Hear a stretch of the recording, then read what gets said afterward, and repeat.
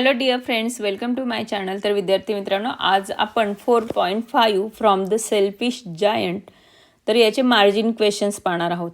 तर margin questions म्हणजे काय, तर एका साईडला समासामध्ये वर्ड मिनिंग्स दिलेले असतात, त्याच्यात काही वेळेस डिस्कस म्हटलेलं असतं म्हणजे चर्चा करा, थिंक अँड आन्सर म्हटलेलं असतं किंवा आन्सर द फॉलोइंग क्वेश्चन्स म्हटलं असतं किंवा गेस द मिनिंग ऑफ. तर अशा पद्धतीचे वेगवेगळे टाईपचे क्वेश्चन्स दिलेले असतात, त्यातलेच आपण काही क्वेश्चन सॉल्व करणार आहोत. तर पहिला जर वर्ड पाहिला आपण, गेस द मिनिंग ऑफ हा क्वेश्चन आहे, म्हणजेच खाली जे काही वर्ड्स दिलेले आहेत त्यांचा अर्थ सांगा. Trespassers will be prosecuted. Answer आहे legal action will be taken in the court against the persons who enter the place without permission of the owner of the place. तर त्या जागेचा जो काही मालक असेल त्याच्या परमिशनशिवाय जर आपण त्याच्या प्लेसमध्ये जात असू तर ते काय आहे, लिगली चुकीचं आहे. म्हणजेच त्याच्या विरोधात, त्या व्यक्तीच्या, त्या पर्सनच्या विरोधात काय केलं जाईल, तर कायद्याने ॲक्शन घेतली जाईल असं या वर्ड्सचं मिनिंग आहे. प्रॉसिक्युटेडचंच मिनिंग प्रतिबंध करणे वगैरे होतं. त्यानंतर पहा नेक्स्ट, थिंक अँड आन्सर. तर विचार करा आणि उत्तर द्या. The author describes the seasons and natural elements as though they were persons. This is known as personification.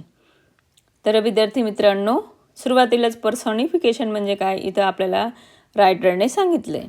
तर ह्या पाठामध्ये सीझन्सची नावं आलेली आहेत, त्याचबरोबर जे काही नॅचरल एलिमेंट्स, नैसर्गिक घटक असतील, फॉर एक्झाम्पल वारा आहे, वेगवेगळे ऋतू आहेत, त्यानंतर फ्लावर्स, बर्ड्स, असे भरपूर असे न्यू वर्ड्स आलेले आहेत. तर ते नॅचरल एलिमेंट्स जे काही आहेत तर ते ॲज अ पर्सन इथं आपल्याला दाखवण्यात आलं आहे. म्हणजे एक व्यक्ती म्हणून त्यांना ह्या पाठामध्ये जणू काही ते संवाद करतायत अशा पद्धतीने दाखवलं आहे. म्हणूनच हा जो काही अलंकार इथं तयार होतो आहे त्याला पर्सॉनिफिकेशन असं म्हटलं जातं. तर हे सुद्धा तुम्ही लक्षात ठेवायचं आहे. त्यातला फर्स्ट क्वेश्चन आहे, name the elements which are personified here and tell whether each is shown as a good or bad person. तर नॅचरल एलिमेंट्स आपल्याला इथं दिलेले दिसून येत आहेत. तर ते गुड पर्सन म्हणून इथं या लेसनमध्ये दाखवले आहेत की बॅड पर्सन म्हणून, हे आपल्याला इथं सांगायचं आहे.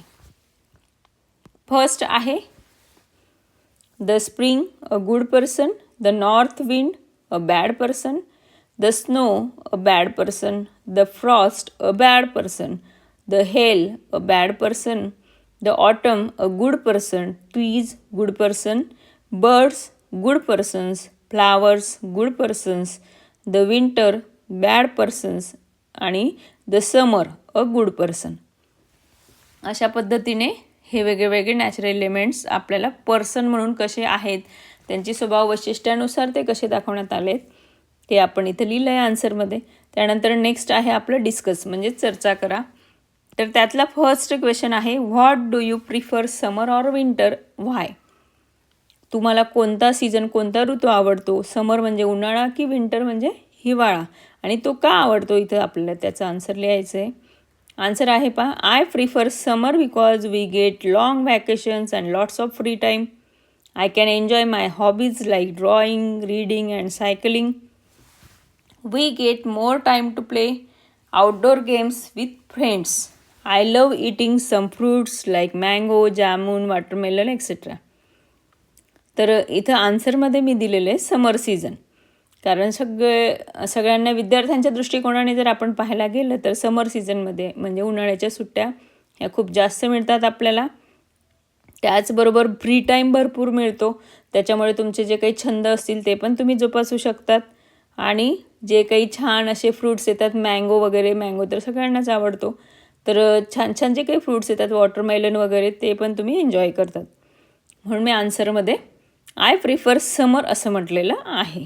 ओके, नेक्स्ट क्वेश्चन पहा, what do the characters in the story prefer, what could be the reason behind their choice. तर ह्या स्टोरीमधले जे काही कॅरेक्टर्स आहेत तर ते कोणत्या सीझनला प्रिफर करतात, तर आणि त्याच्या मागचं कारण काय असं या क्वेश्चनमध्ये विचारलं आहे. The characters in the story prefer summer or spring season because during this season trees are covered with blossoms and flowers bloom. During this season, birds fly and sing, making the surroundings lively. The green grass looks fresh and beautiful. Children enjoy playing in the garden and everyone feels happy. Everything looks bright and pleasant, so they like this season the most. तर ह्या जे काही स्टोरीमधले characters आहेत, पात्र आहेत, त्यांना देखील समर season म्हणजे उन्हाळा आणि त्यातला त्यात स्प्रिंग सीझन जास्त आवडतो. कारण ह्या सीझनमध्ये खूप सुंदर सुंदर फुले ही फुललेली असतात. अगदी झाडं, वेली, पानं, फुलं बहरलेली असतात आणि बर्ड्स त्यामुळे अगदी छान असं गात असतात. त्याचबरोबर पूर्ण सराउंडिंग, पूर्ण म्हणजे जे काही वातावरण आहे तर ते अगदी सुंदर लाईव्हली झालेलं असतं, जणू काही जिवंत झालेलं असतं. आणि सगळं छान हिरवंगार, जिकडे तिकडे गवतसुद्धा फ्रेश आणि ब्युटिफुल म्हणजे सुंदर दिसत असतं. आणि चिल्ड्रन जे काही मुलं आहेत ते गार्डनमध्ये अगदी सुट्ट्या असतात त्यांना भरपूर म्हणून चिवचिवाट किलबिलाट करत असतात. अँड एव्हरीवन फील्स हॅपी, प्रत्येकजण आनंदित असतं. Everything looks bright and pleasant, प्रत्येकजण असं जणू काही शाईन करत असतं, आनंदी दिसत असतं. So they like this season the most. आणि म्हणूनच ह्या ज्या काही कॅरेक्टर्स आहेत, हे जे काही पात्र आहेत ह्या स्टोरीमधले, त्यांना हा सीझन खूप खूप आवडतो. तर विद्यार्थी मित्रांनो, हा जो आपला लेसन आहे त्यावर आधारित वर्ड मिनिंग्स म्हणजे शब्दार्थ आणि त्याचबरोबर पूर्ण लेसनचं एक्सप्लेनेशन मी एका व्हिडिओमध्ये दिलं आहे आणि एका व्हिडिओमध्ये इंग्लिश वर्कशॉपसुद्धा दिलेलं आहे. तुम्हाला त्या व्हिडिओसुद्धा खूप आवडतील. त्याचबरोबर ही व्हिडिओ देखील आवडलेलीच असेल. तर विद्यार्थी मित्रांनो, तुम्ही माझ्या व्हिडिओला लाईक करा, फ्रेंड्ससोबत ती शेअर करा आणि तुम्ही जर माझ्या चॅनलवर न्यू असाल तर चॅनललाही सबस्क्राईब करा. Okay, thank you.